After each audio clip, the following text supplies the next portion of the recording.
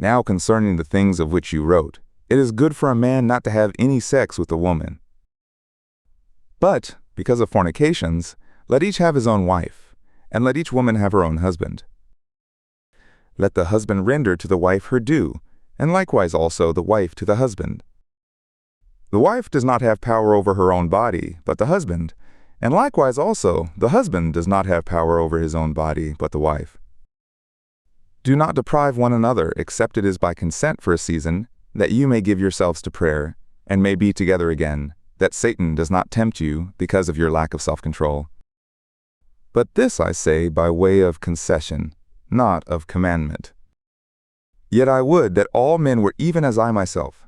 Nevertheless, each has his own gift from God, one after this manner and another after that.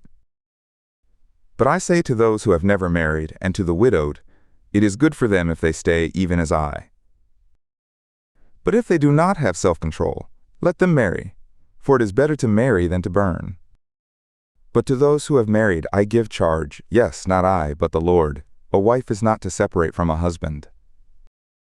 But should she separate, let her stay unmarried, or let her be reconciled to the husband. And a husband is not to leave a wife. But to the rest say I, not the Lord, if any brother has an unbelieving wife, and she gives her approval to dwell with him, let him not leave her.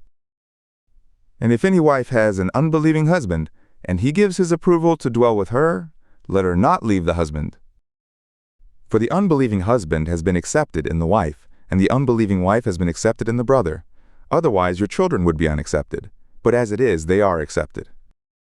Yet, if the unbelieving separates, let him separate.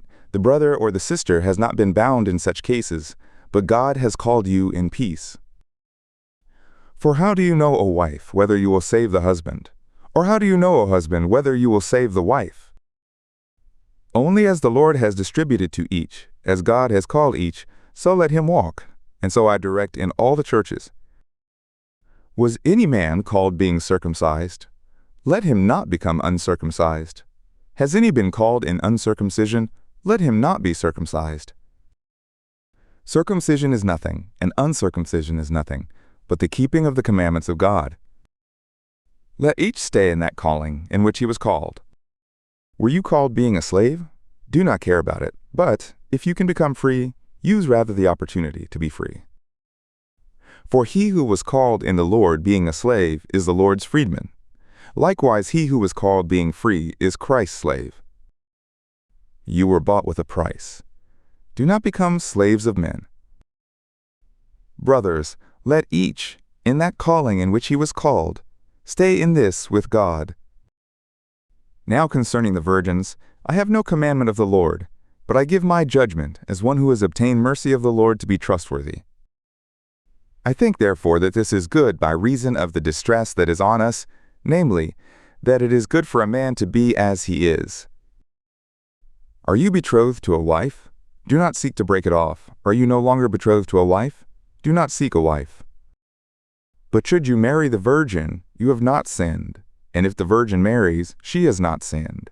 Yet such will have tribulation in the flesh, and I would spare you. But this I say, brothers, the time is shortened, that from now on, both those who have wives may be as though they had none, and those who weep as though they did not weep, and those who rejoice as though they did not rejoice, and those who buy as though they did not possess, and those who use the world as not using it to the full, for the fashion of this world passes away. But I would have you to be free from cares. He who is unmarried is careful for the things of the Lord, how he may please the Lord. But he who is married is careful for the things of the world, how he may please the wife, and is divided. So also the unmarried woman and the virgin is careful for the things of the Lord, that she may be holy both in the body and in the spirit. But she who is married is careful for the things of the world, how she may please the husband. And this I say for your own profit, not that I may cast a snare on you, but for that which is seemly, and that you may attend on the Lord without distraction. But if any man thinks that he behaves himself unseemly toward his virgin, if she is past the flower of her age, and if need so requires, let him do what he will. He does not sin. Let them marry. But he who stands steadfast in his heart, having no necessity, but has power as concerning his own will, and has determined this in his own heart, to keep his own virgin pure, will do well. So then, both he who marries his own virgin does well, and he who does not marry will do better.